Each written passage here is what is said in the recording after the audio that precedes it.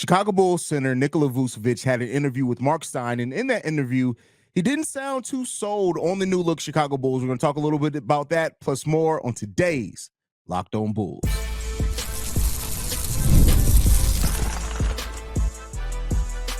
You are Locked On Bulls, your daily Chicago Bulls podcast. Part of the Locked On Podcast Network, your team every day. Welcome to another episode of Locked On Bulls, member of the Locked On Podcast Network, where it's your team every single day. I'm Haize, host and creator of Chicago Bulls Central and Chicago Bears Central YouTube pages and podcasts. And today's episode is brought to you by Gametime. Download the Gametime app, create an account, and use code LOCKEDONNBA for $20 off your first purchase. All right, Bulls fans, let's go ahead and get into it today. So Nikola Vucevic had an interview with Marc Stein, and in that interview, he doesn't sound too sold on the new direction of the Bulls. Now, he didn't crap on anybody. It's not a scandalous interview or anything where he says anything bad or disparaging about the franchise. That did not happen either. But if you kind of read in between some of the lines, it does seem like Nikola Vucevic may be realizing that not only maybe his time with the Chicago Bulls may be coming to an end, but also that this team may not be a team that just wins that many games next season. And, you know, Vooch has always been one of the more honest players on the Chicago Bulls. You look back at last year with Media Day, he was the one that said, hey, this could be our last season if we don't get our crap together, paraphrasing that last part. But let's go ahead and get into this interview. I want to get into exactly his comments, and then we'll break it down a little bit after this. So with Marc Stein, Vooch said this: I think it's just the way it is now. If things are not happening the way they should, change happens. Sometimes it might be for the better, sometimes it might be for the worse, but we'll see. Obviously, losing DeMar and Caruso, it'll be adjustment. It's an opportunity for some other guys to step up and play, and we got Giddey.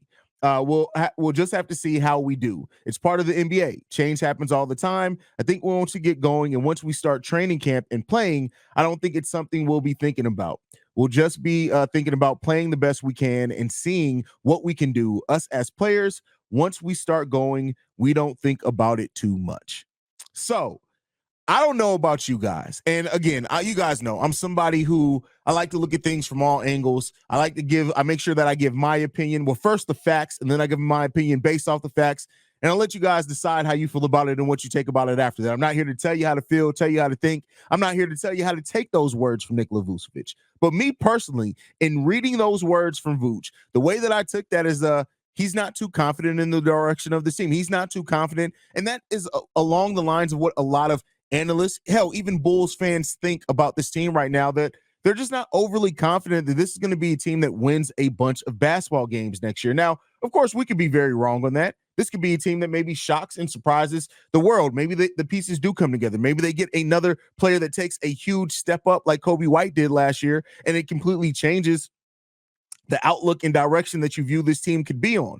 Now, I'm not holding out a lot of hope for that, if I'm just being 100% honest, because I'm at this point with the team where you got to show me, right? That's where I am with my Chicago Bulls fandom. I'm in the you got to show me era. But I think when you look at it, there's more than enough doubt. And I'm actually glad that Vooch is being honest about this, because, you know, there still are a lot of fans that I personally think are taking copium, right? I think that they are, you know, coping with the fact, or coming to the realization of the fact that this team probably is just not going to be that good next year. Now, I always say the term probably, because you just never know. Kobe hit new heights last season. Who's to say if a Patrick Williams and maybe even Josh Giddey extends his game even above that 2022-23 season, maybe we are in a better place, right? Maybe Jalen Smith, who was listed as one of the hidden gems overall in the NBA, maybe he starts bringing some things that we don't expect, right? There's always that chance of that happening. You look at the Orlando Magic, where they've been building consecutively over, like they hit way new heights last season. And I think they're a little bit above what people would have thought that schedule would have looked at them for. So, you know, there's always that chance, but this is a team that is severely flawed. And it's a team that it doesn't have great balance that it seems like on paper. And, you know, again, you're a development away from one of your, you know, presumed limitations maybe turning into a strength, right? You just never know. But, you know, I also think you hear a little bit about from Nikola Vucevic is that he felt like those guys in the locker room always had a chance, right? That, yeah, DeMar was who DeMar was, one of the best scorers in NBA history. Alex Caruso, a really amazing role player and defender. who really can change the outcome of a lot of games by the way he plays defense, and turned himself into a two-way player last year, right? So there's always those type of things when you look at it, is that maybe it's some copium from Nikola Vucevic over just getting over the fact that, that run that they had is truly over. Now, maybe it's not. Maybe some crazy things do happen, but you just got to be honest about it. And I'm glad that Vooch was being honest, at least his version of the truth and where he really feels on this team. Further quotes in this interview goes, another one from Vooch.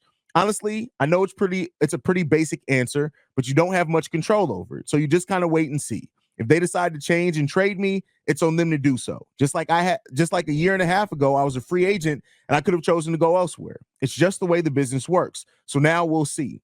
Maybe we'll play well and everything is great. It's kind of wait and see game. And so, I think Vooch is coming to the realization that a lot of people are, is that a lot of pieces on this team that start with the season, or let me not say a lot, a handful of the pieces that start the season with this team, they could not be Vooch, Zach, Torrey Craig, hell, maybe even Lonzo Ball if he looks healthy and the Bulls want to take advantage of him as an expiring contract, if nothing else, right? There's some of those guys that could also be gone. And so I think right now the transitional period that this Bulls team is in, where they're in this spot where they don't really look like they're going to compete for a lot. And ultimately, development is kind of maybe the thing they're focused on the most. And if through that development, they do end up being a team that wins more games than expected, is great, right? If that's the case. But, the wait and see approach, I mean, that may be where we talked about a continuity a lot. This may be the wait and see era of the Chicago Bulls. And that, let me be clear, that's not a great place to be in. I feel where Vooch is coming from as a competitor. And I get it. Vooch just got a lot of things lobbied his way after the trade comments and people, and even some of Vooch's own performance on the court and the mentality thing. All those things play a big part into the way that where this team is right now. And I want to make no mistake about it, right? But I think when you just look and when you stop and really take a objective look at where this team is, when your hopes rely on a lot of players kind of doing things better than what they have done over the course of their NBA career, that's not a great place to be in, right? Yeah, what if Patrick Williams takes a step up? What if Josh Giddey, the way that his season was last year with the Thunder and the way that season ended, what if that was just then and he's going to come in here and perform? While I have my thoughts on that, that's still a what if. That's not a great place to be in. There's not a lot of certainty with this Bulls team. There are a few things that are certain with this team, right? Is that they're gonna lack some defensively. They got Kobe White, who is gonna give everything that he can. Zach LaVine is trying to, up his trade value. It is what it is there. And this is still a team that still does not have the big man depth of some of the other teams around the league.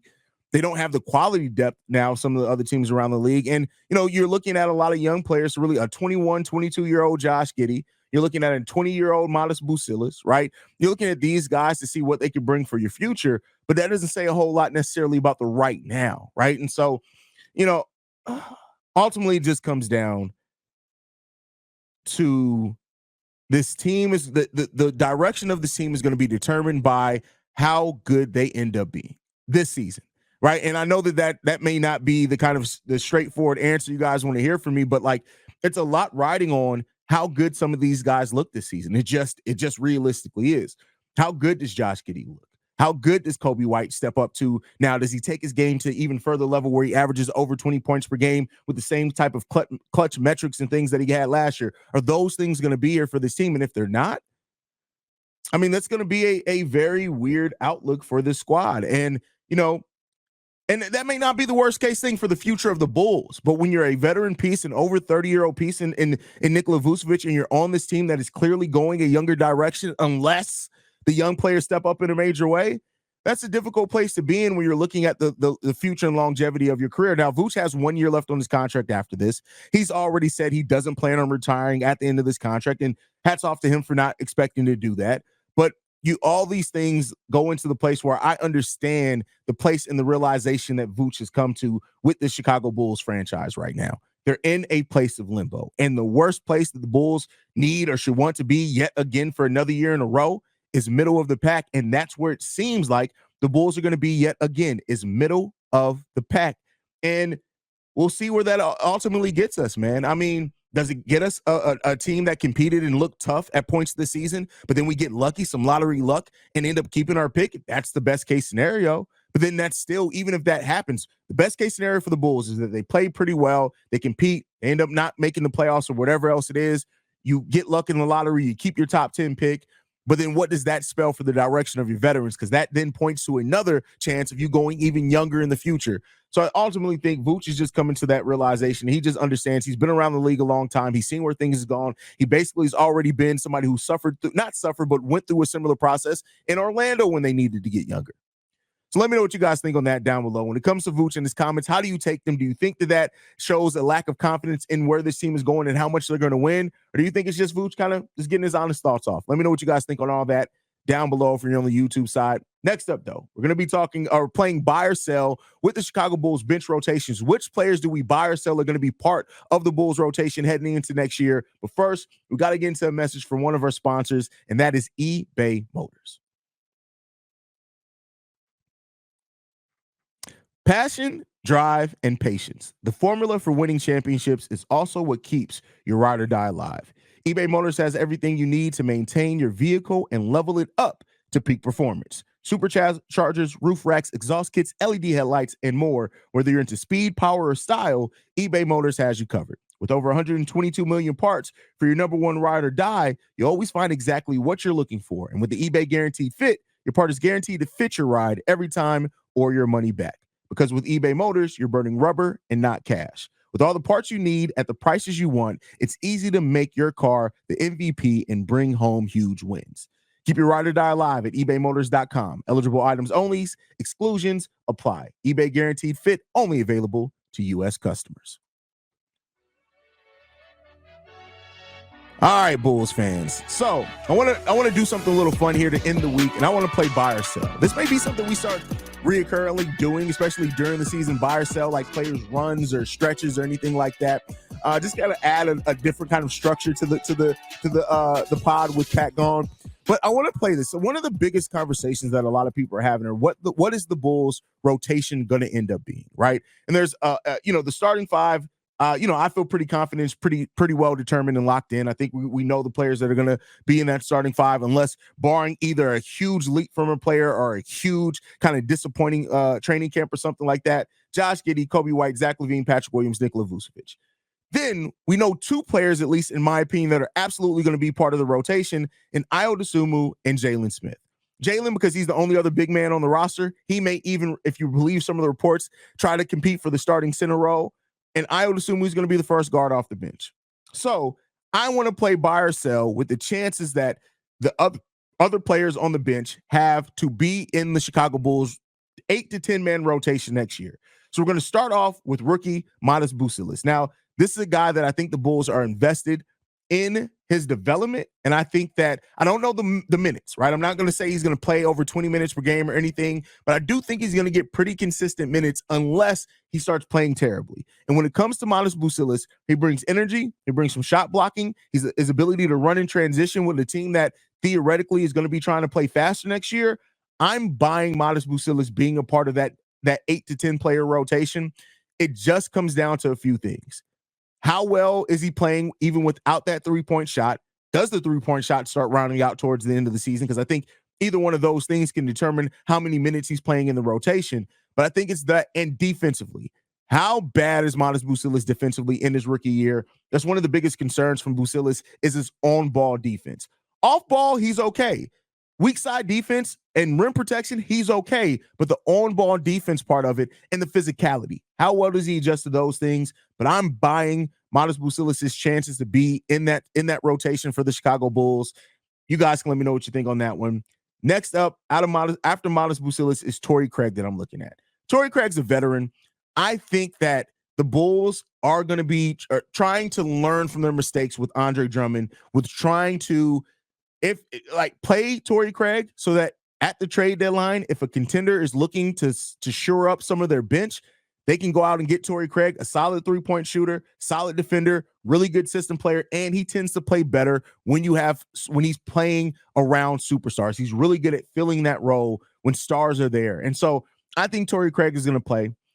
Again, I think the minutes breakdown is going to kind of come to who's playing well and at what spots, right? But you look at Torrey Craig, he has the chance to play some 4, some 3, and I would even say some small ball 5 here on the Chicago Bulls roster. I won't put that past Billy Donovan at all to play him at those 3 positions. And so because of that, I think Torrey Craig, I'm buying his chances to be in the Chicago Bulls rotation absolutely, just because of him being a veteran, because of what he brings to the court, because of the Bulls needing some three-point shooting, and then overall because they are going to be trying to monitoring if they can get a similar deal to what they were reportedly offered for Andre Drummond at last year's trade deadline, which was 2 second-round picks by the Philadelphia 76ers. So I like that his chances. I'm buying his chances to play in the rotation next season, and put him above Modest Bucilis, right? Like I said, I'm buying Bucilis to be part of the rotation, not necessarily buying him to get like 20 minutes per game or anything like that. So look out for that one. Next up on this list that I want to talk about is Chris Duarte. Now, this is an interesting player, right? Chris Duarte is a player that he showed so much promise his rookie year, averaging 13 points per game on 43% shooting and 36% shooting from three-point range. He also got 4 rebounds per game, 2 assists, a steal per game, only 1.5 turnovers per game as well, and he did that on 28 minutes. Now, since then, his role has changed. That second year in Indiana, only 19 minutes. The only year he played in Sacramento, 12 minutes. So his role has really been up and down. Chris Duarte does have the chance, right, to be this player that can be solid defensively and solid scoring wise. But I think that there's so many players above him at a position. Right now, I'm going to sell it. I'll explain this a little bit more when we talk about the next player that we're going to talk about. Right now, I'm going to sell it, but I do think that this could eventually be a buy for him being into the rotation, depending on when and where some trades happen, and as well as health. And talking about health, that brings us to the next player, the one that I know everybody was kind of waiting to see what I was going to talk about and argue with me, and that's Lonzo Ball. Do I buy or sell him being a part of the rotation? And this is a difficult one, right? It's because Lonzo, he's not cleared yet. So if I'm just going off of the players that we know are cleared, I'd have to say sell because he's not going to be cleared, right? Or he has not been cleared yet. I should say he's not going to be. He is not cleared yet.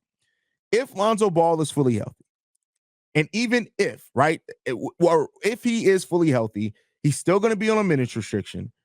He's still going to not play back-to-backs. These things are going to happen, right? And so because of that, I still buy Lonzo Ball being a part of the rotation because with him not playing back-to-backs, and there's going to be some mandatory rest days in there for him as well as he acclimates and his muscles get used to being back on the NBA court consistently. As all these things happen, I still buy him being into the rotation because for a few different reasons. Lonzo, defensively, you're going to want to see what you have in Lonzo. Because maybe he is some trade bait at the trade deadline. Even if he's not, you want to try to make a determination on what's going to happen with him by the end of the season as well. All those things play a part into this. But I'm still buying Lonzo Ball being part of the rotation. I'm not buying him starting like some Bulls fans are hoping or saying he's still going to start, not doing any of that. But I do think if Lonzo's healthy, he's going to get some minutes unless he just shows that he's just not there. He just can't compete. He can't stay up. And I think Lonzo's going to give everything he can to stay on that basketball court. So I'm buying Lonzo Ball being part of the rotation. And it's kind of a cheat there because with Lonzo and how restricted he's probably going to be, it's going to still open up a lot of minutes on other games for other players. So that's going to be something to look out for. Javon Carter selling. I don't want to see Leroy Javon Carter in the game at all, especially if Lonzo Ball is healthy. I don't want to see it. You can keep Javon Carter on the bench. And so that gets down to 2 other players. I'm leaving the two-way players off this as well. So Adama Sanogo, DJ Stewart, Kenny Lofton. I'm not even talking about those 3 players as far as being into that. That leaves Dalen Terry, Julian Phillips, and Ernalot Batum, right? Those are the next players. I'm buying both Julian Phillips and Dalen Terry getting there. And I think, again, we've gone younger. I think that Julian Phillips' shot looked a lot better in Summer League. He still didn't hit it as consistently as I would want to see him do. But I think the defense that he's going to bring, the rim protection, the rebounding, I think Julian Phillips is going to get in that rotation. He's going to crack it some. Same thing for Dalen Terry. They both bring something that we're lacking as well. We lost energy guys. We lost Javonte Green. We lost Alex Caruso. These are 2 energy guys that help not only with their dunks and getting on the fast breaks, the deflections, those type of things. They just help change the momentum of games. Dalen Terry And I'll say Modest Bucilis as well, but I already talked about him. Dalen Terry, Modest Bucilis, and Julian Phillips. You're looking at 1 to 2 of those guys replacing that energy role for the Chicago Bulls. And if they can do that, that really does help this Bulls team, I think, a lot. As far as just that aspect of things, getting energy, getting, changing the momentum, things like that. So that's what I'm doing. I think I got through everybody. Like I said, not the two-way contract guys, because we just typically have not seen a lot of those guys during the season. So I'm just not going to expect to see a lot of them either. But, we'll see. This is a Billy Donovan coach team. Never quite know what Billy's going to do. But you guys can let me know who you guys are buying and selling down below as well. But with that said, next up, we're going to end this by talking about the Bulls announcing Media Day and the opening of training camp. But first, before we do that, we got to get into a message from another one of our sponsors, and that is BetterHelp. All right, guys, you guys know, I've been telling you guys for a while, I'm a big advocate of mental health. So one of my favorite sponsors here on the Locked On Network is BetterHelp. The show is sponsored by BetterHelp as well. What's something you love to learn? As an adult, do you make time to learn new things as often as you like, or was it lost in childhood? Kids are always learning and growing, but as adults, sometimes we lose that curiosity. What's something you like to learn? Gardening, a new language, or maybe how to finally beat your best friend in bowling? Therapy can help you reconnect with your sense of wonder, because back to school era can come at any age. If you're thinking about starting therapy, give BetterHelp a try. It's entirely online, designed to be convenient, flexible, and suited to your schedule. Just fill out the brief questionnaire and get matched with a licensed therapist or switch therapist at any time for no additional charge. Rediscover your curiosity with BetterHelp. Visit BetterHelp.com/LockedOnNBA today to get 10% off your first month. That's BetterHelp, HELP.com/LockedOnNBA today.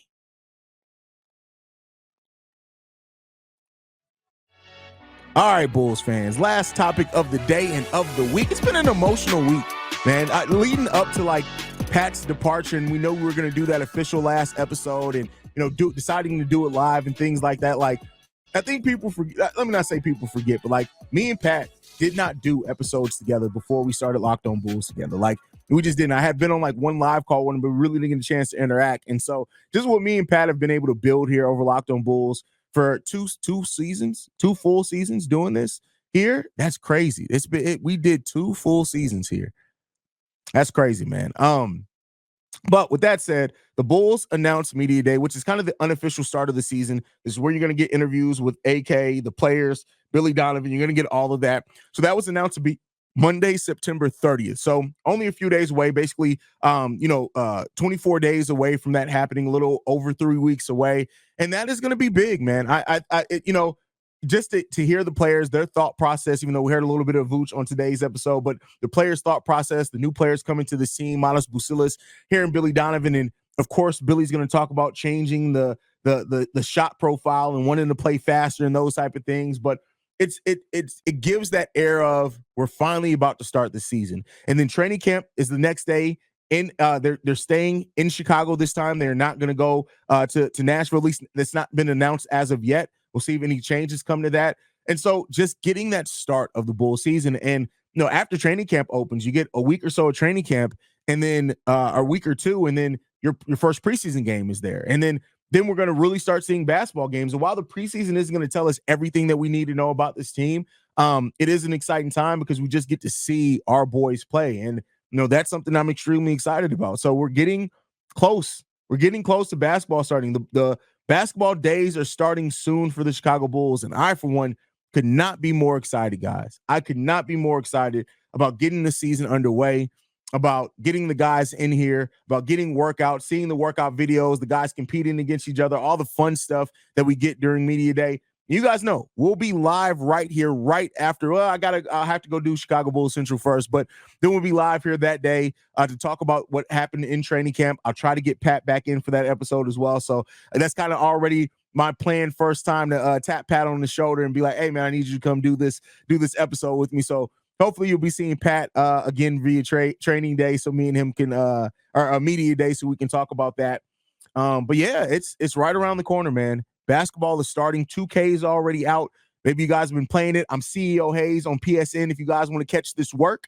So there you go there. But it's just exciting times. I'm really excited to get this season underway and to see what our guys have, man. I think this is an important season to kind of help guide and know what the future, the soon future is going to be for the Chicago Bulls, right?